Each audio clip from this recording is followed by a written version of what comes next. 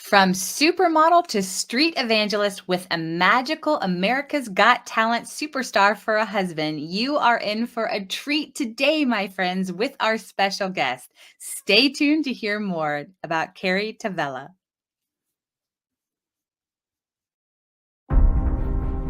What superhero do you relate to most? I'm so curious. Why? Each of us has our own innate nuclear power. It's God-given. And yet we're all out here wondering, searching, forgetting, and suppressing. I know I was. It's okay. No judgments here. But I am going to get real. As a life and career coach, it's kind of my job. And you chose the show, so no one is forcing you. But the force is real. And the question I really want to ask is, what's your superpower? I'm Sharon Davenport. I've been called a real-life Wonder Woman. This show is designed to activate you alongside other superheroes. It's time that you arise, put your cape on, and fly.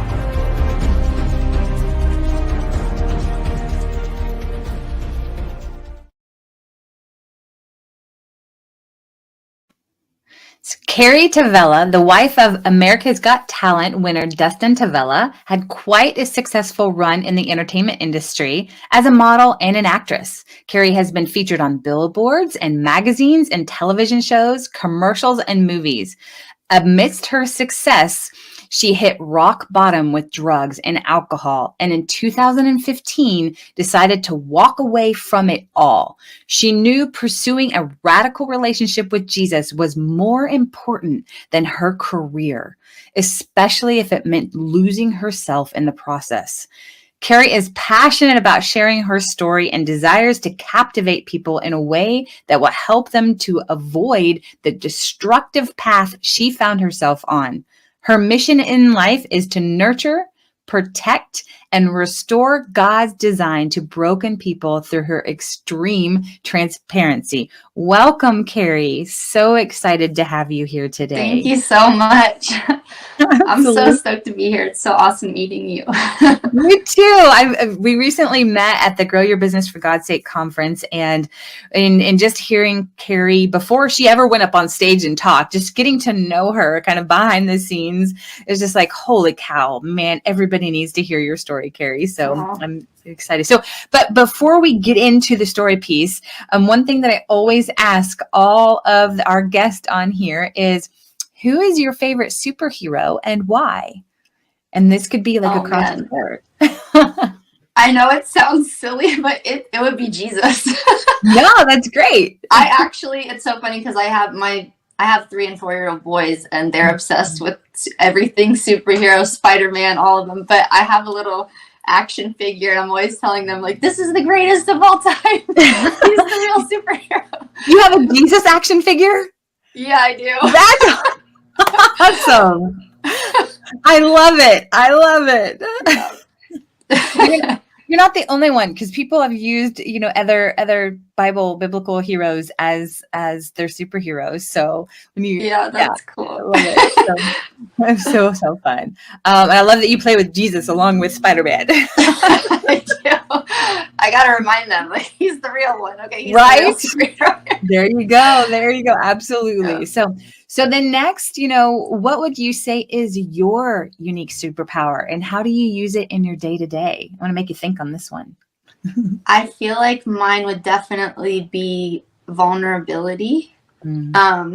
I love going first and just like kind of paving the way for other people to just feel safe enough to share something for the first time. I love just, the vulnerability that really takes the shame off of people and helps them to just be free of stuff they've been, hiding or holding in for sometimes their whole lives. That's absolute favorite thing.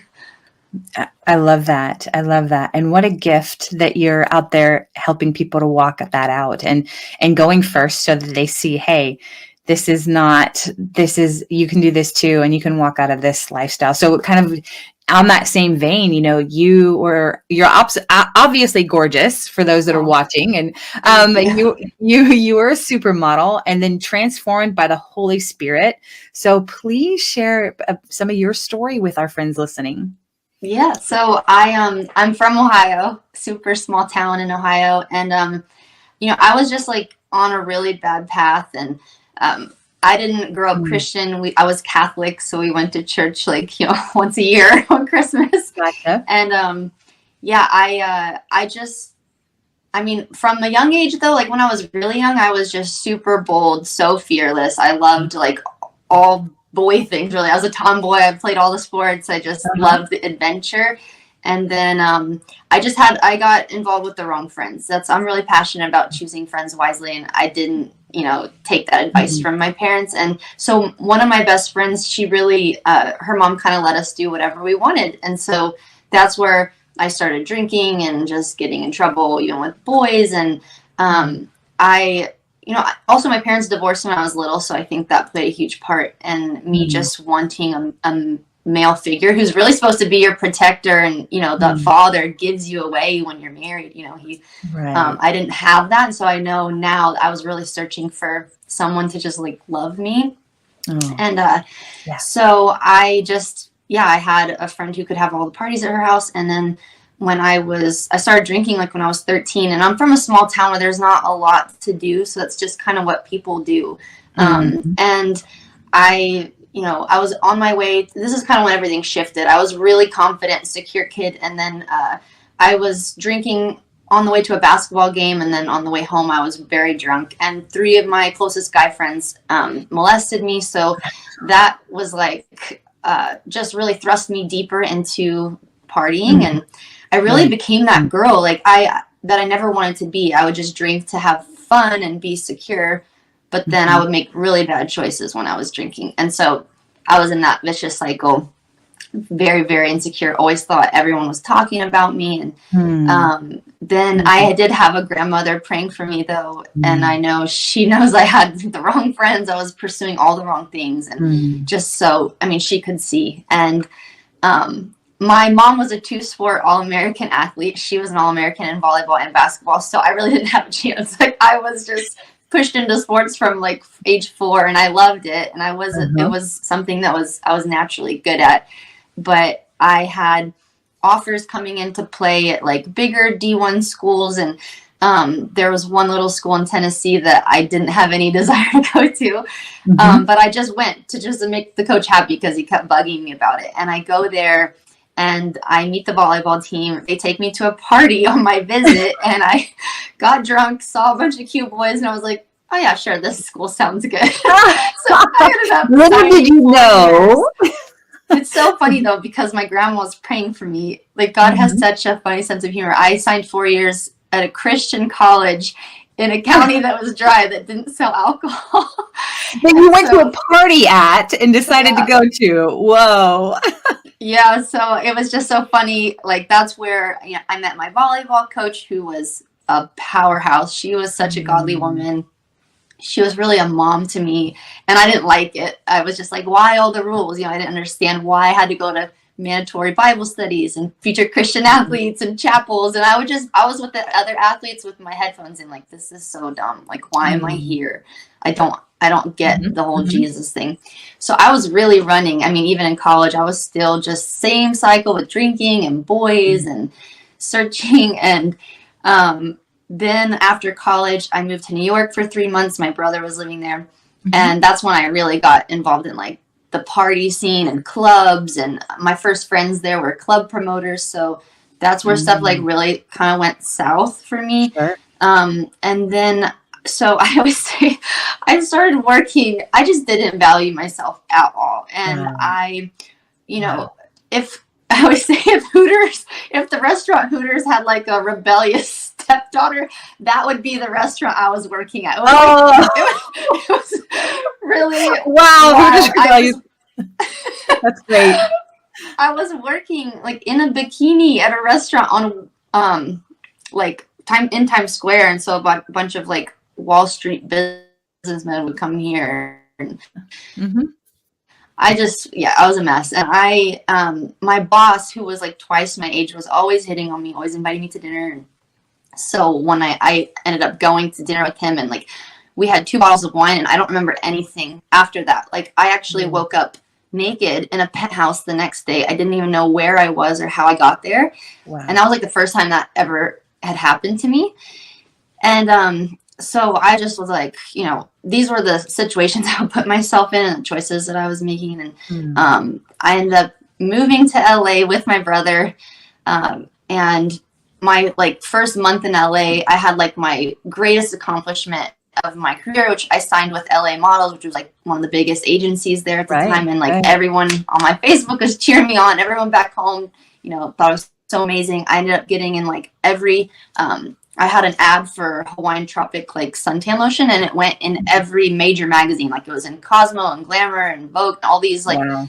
Literally every magazine. So people were cheering me on. But then shortly after that, from my highest high, I just kept living that lifestyle. I thought I could make any choice I wanted and no consequences would catch up to me. Nothing bad ever really happened to me until it did. I went from the greatest accomplishment of my life, everyone was cheering for me, to finding myself in a clinic in North Hollywood, and I had tested positive for herpes. And so my whole world was just shattered. I was suicidal after that. That pushed me even deeper into alcohol, and just trying to I was in denial even about it. I was just oh my gosh, I'm disgusting. No one's ever gonna love me. I'm never getting married. I'll never have children. I just felt so gross. And so yeah, after I'd signed with that agency, I was just I don't know. I was just deeper and deeper in that whole scene. I did that for 7 years, and I ended up meeting a guy in Vegas. I went out to a pool party there for People magazine, and met a guy there, and he proposed to me. And then I moved in with him, and then he made a lot of money, and he wasn't an old dude. He was only 2 years older than me. Wow. And he bought me everything, and we traveled all over. But it was the most empty and depressed I've ever been in my whole life. And wow. I was just always on something. Meeting him, that's when I started smoking weed, and I started popping pills, and I was taking ecstasy and going to Vegas every other weekend to the pools. And I always tell people, sure, there's moments of fun, but the depression and the emptiness that followed was just horrible. And literally, I was so suicidal all the time, just constantly tormented with those thoughts and just wanting to end my life. And, because it's counterfeit, it's not actual joy. It's the enemy always tempts us with these things that it's sin, and it feels good in the moment, but it's so destructive, and it all leads to just chaos. Right. And so I just finally had hit rock bottom with that. I was at a pub crawl in Newport Beach, threw my $50,000 engagement ring at my ex, and someone called the cops on me for screaming. I don't remember any of it. And as I was sobering up, I was just again, hating who I'd become. All the self-hatred, all the things I'd done would come spewing out when I was drunk. And I was trying to jump off the 10th floor of our balcony in Long Beach. And wow. And then I woke up the next day on the balcony, and my brother, who was pretty much considered himself an atheist for a long, long time, started going to church, because our very first friend in LA was a pastor of a church on Hollywood. And he invited us for 6 years, and I was always no. Look how God has pursued you, Kari, and pursued you and pursued you every step of the way. It's so beautiful. Okay, keep going. Yeah. So I was I committed to going to church with him. He invited me to church. I committed to getting sober, and then just started volunteering, because I was just so selfish my whole life. Everything was just about me. And it's interesting though, once I started going, I felt every week the pastor was talking to me. And that happens. Yeah, the first time I walked through those doors at that church, I felt this void be filled for the first time in my life. And when I started volunteering, I felt that void be filled. Oh my gosh, I was coming to life, because I was doing something for someone else and serving. And I got super plugged in at my church and was serving, meeting so many good friends, people who really cared about me. My friends in the past would leave me at a bar to go home with some guy, or I'd be paying for a $50 cab ride home, Yeah. It was those kind of friendships. And I was meeting people who really cared about me and wanted to know me. And when you're in the party world too, you don't even ask questions. You don't even know the people you're I didn't know anything about my friends. And so I was finding a lot of life, like just being in church. And, but my ex, who I was engaged to at the time, he was not going through what I was going through. It was like radical for me. And I had to make a lot of really hard choices. You know, I'll never forget, I'm so thankful for these youth pastors who were so bold. And that's why I think God's challenged me to be so bold and be loving. Cause I'm like, what is actually loving? Cause if I'm not telling someone the truth and love, like that's not loving to me. And so they really told me the truth. We went in for, you know, I was like feeling conviction for the first time in my life, like sleeping with him. We lived together. We're not married. We go see the youth pastors and at our church. And they were just like, you know, we're not judging you at all for how you're living, but like if you want God's best for you, like he gives us such great guidelines for marriage and, you know, all of this. And so I really believed them. And it was the first time I had seen Christ-centered love. Like I'd never witnessed Christ-centered love before. And God really spoke to me like, you want that with this guy, but it's not going to happen because he doesn't love me and he doesn't know my love. Like it's you. I really understood the power of like being equally yoked in that moment. So I had to make a lot of hard choices. And once I like officially was just done and moved on from that relationship, it was not even a week later. It was like I went to a retreat in the mountains. There was 800 people from my church there, and it was the first time I was ever in worship. And I was just like, God, you have to take these feelings because they're so real. And I know he's not the one for me, and I know that you have something else. And so you got to take these feelings away. So I was just worshiping, and I felt like the Lord just like severed every feeling I had for him. Wow. And I felt nothing, and I felt like a new person. And I went to church the next week and was just like worshiping my heart out. And that's when I met my husband, who's a worship leader. Right. Oh, that's the God we serve. I know. It's literally like there's a little picture. I have it on my phone. It's a picture of Jesus holding a huge teddy bear behind him. And he's saying, trust me. She's like, can't let it go and can't give up what she knows is not, you know. Her little teddy bear, her little teddy bear, when he's got the better one behind his back, ready, brand new, ready to give. Yes, I love that picture. It's one of my favorite, and that's one that I share with people too. So there's another like connection there. Like that's one of my favorite because it's so true. Good. When we surrender, when we let go of what we think is the best for us, or we think is going to provide for us, like he was a billionaire. He literally, you were living this life and this high life. But then when you say, God, I give it all to you, I surrender it all. And then literally really quickly, he was like, all right, this is your husband. Yeah, no, seriously. And what's so wild is like, it was everything I had prayed for. Like as I was getting to know him, he had told me he was like waiting till marriage to have sex, and he never drank or did any drugs, or like he was just so different than anyone I'd ever met.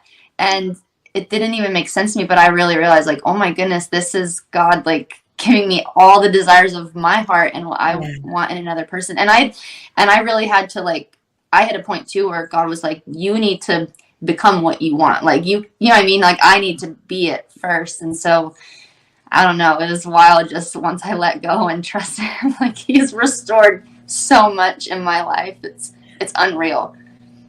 Well, and I one of the things that I wanted people to experience, and I feel like they probably have, because I was having chills as you were talking, is how, you know, how passionate you are and how you're not afraid to be bold now. And I heard you at a table as I was kind of passing by later at dinner that night, and you were just like, my deepest desire is to serve God with everything and to just go where he wants me to go, do what he wants me to do. I'm paraphrasing a little bit. But you just the passion and you could just see it with your whole being is to bring honor and glory to God from somebody who's been on the other side, who's lived that high life. And so I love that. I didn't know if you're done sharing the story, if you have more to share, you can keep going. Oh, I was just going to say, when you talked about like having lived that, I feel like I personally don't know a lot of people, because it's hard leaving all of that, right? It's like hard to like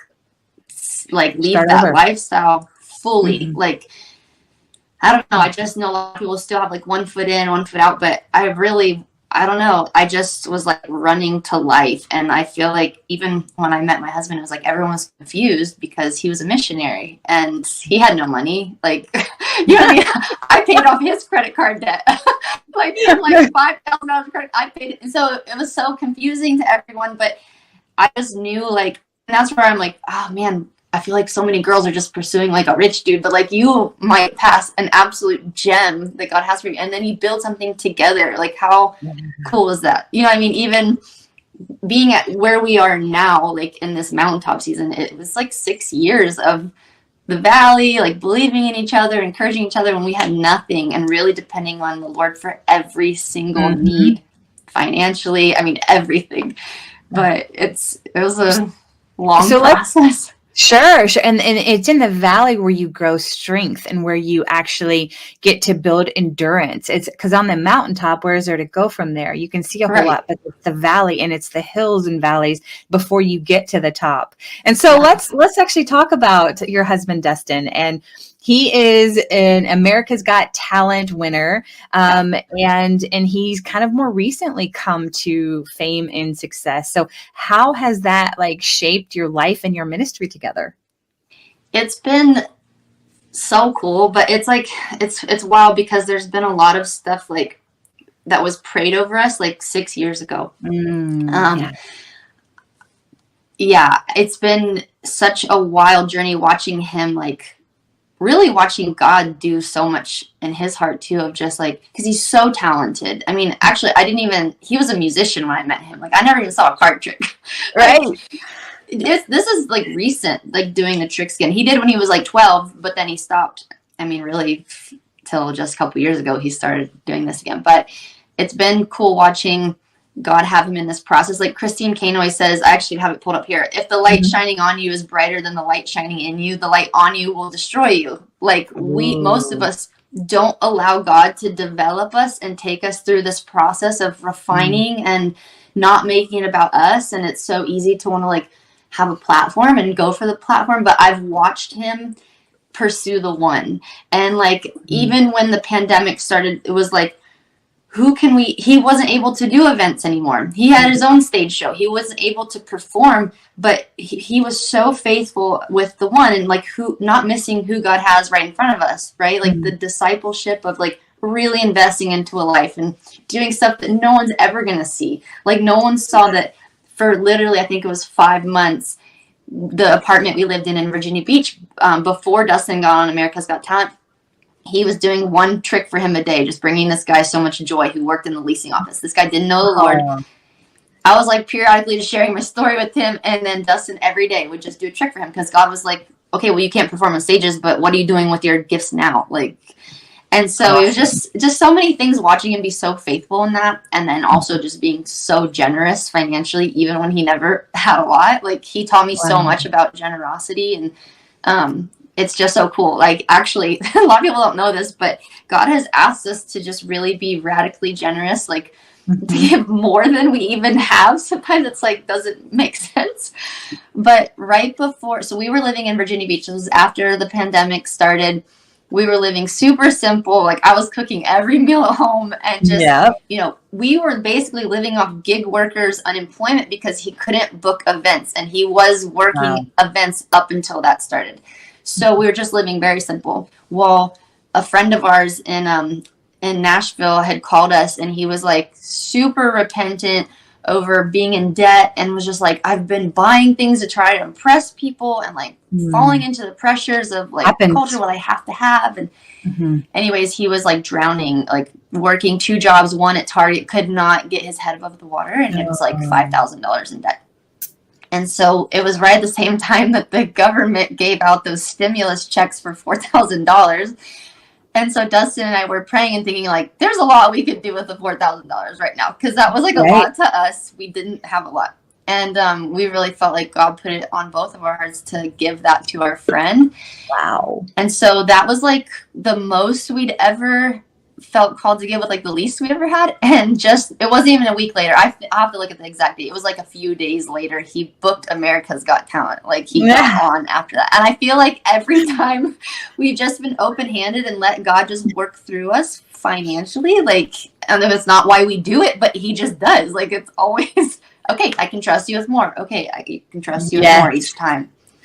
But it's been a while. So you literally have like walked out the parable of the talents that where you truly walked it out where, and it's so fun. I've talked to people about this too. I love how the story in the Bible, and if you guys listening, I don't know what it is. You can Google it, go to Dr. Google and Google the parable of the talents. And I love how talents back then was money, prices of money, but talents now is a dual meaning. We understand that in the Bible it was money, but also God has given us talents, specific gifts and talents. And so for us to be able to either one of the people, he buried his, he was given the least and he buried it. Reza took it and multiplied it, doubled it. And so that's what God desires. I mean, that's a very beautiful and very clear picture of how God says, go use the gifts and talents that I've given you. Go forth and multiply it and serve others with it. And you've literally walked it out by, oh, Lord, here's the 4K, going it over there. And then he turns around and goes, look how I bless you with it. Totally.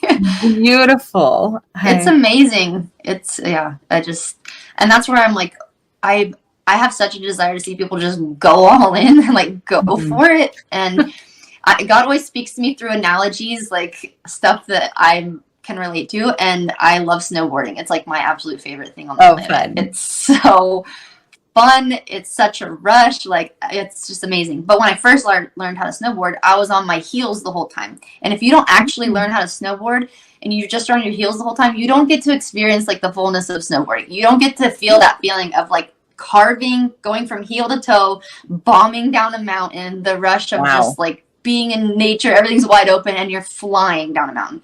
You don't get to feel that if you stay on your heels the whole time. And he told me, like, this is the same with Christianity. If you're a Christian and you're just staying on your heels and you're being a spectator and you're not going all in with me, you have one foot in the world and one foot with me, like, you're not going to experience the fullness of the adventure I'm calling you to. There's so much adventure, and it's the stuff that it's really about radical obedience, right? Like, just obeying him no matter what. And most of the time, it's not what I want to do. Like when he's asked me to do something, it's never what my flesh wants to do. Or, you know what I mean? That's why I have to just say no to that and obey him. And when I do, I'm like, oh my goodness, there's so much life here and so much adventure. And I feel like we're missing it. That middle place of one foot in the world, one foot out, I think is like the worst place to be, because even if you're just all in with the world, you're getting some kind of temporary satisfaction. But like, Christians who are kind of in that lukewarm, like middle place, I have such a heart for them. Like, no, go for it. Like, you have to go all in or you're just going to miss what he has and how he wants to use you. Well, and I think you've had multiple instances in your story about showing, about very clearly demonstrating that right there, what you were talking about of you were all in over here. And then there was so much, there was no fulfillment. There was emptiness. There was pain and suffering. And then you were trying to fill it with the alcohol and the drugs and the sex. And it wasn't. And then how beautiful it is now that you are all in. And so, Kari, your story is so dynamic and so powerful. And I am so excited for everybody who's listening here. And we're going to definitely need to have you back down the road for sure. And let people hear, how things are continuing to transpire for you. And I mean, I'd love to talk sometime too, like we're running out of time here, but I'd love to talk and let people hear your story about adoption and how God has redeemed that. And with your two beautiful boys and the doors that he's opening with that as too. But before we wrap up here, like I said, we're going to have you for sure have you back. But how can people like follow and support you and your family for what you're stepping into next? I know there's some stuff on the horizon that's kind of being kept quiet, but how can people support you or follow you? The stuff people like in January, so Dustin's next performance, which was super powerful, he went to compete on AGT All-Stars, and so that'll be airing in January. I don't know the date yet, but and then I think just through Facebook and YouTube, like I've felt more of a burden to just share even more. So like I'm going to be sharing a lot more on there, just like about our journey and the things I've learned, even just daily, like revelations, just, I don't know. I'm feeling it. I feel this urgency to just really put it out there. So, and I'll probably I think I'm going to start a TikTok too, just for like more of my story stuff. Like I have a poem testimony that I really want to post on there too. Awesome. So you guys follow Kari Tavella on TikTok when she starts it. Now you have to go start it. You don't wait. No, I know. I already have it. I have it. I just need to start putting some content on there, because when people can go find. I'm sure you have by the time this comes out too. So yeah, people start following you. But and people, I just appreciate your transparency so much, Kari, and your heart to see people not struggle, and to get off the fence, get the lukewarm Christians off the fence, the people who say they believe but then go do the complete opposite. Right. So thank you so very much. No, thank you. No, it's such a blessing. This is so good. Your light shines bright, and you're so much brighter than the light shining on you now, like as you said. Thank you. Definitely. Well, so friends, they're listening, for tuning in. Thank you so much for tuning into this. We'll be back with our next amazing modern day superhero in about 2 weeks. Until then, and as always, go use your unique superpower to change someone's life for the better today. All right. Bye for now, guys. Bye. Thank you so much. Thank you.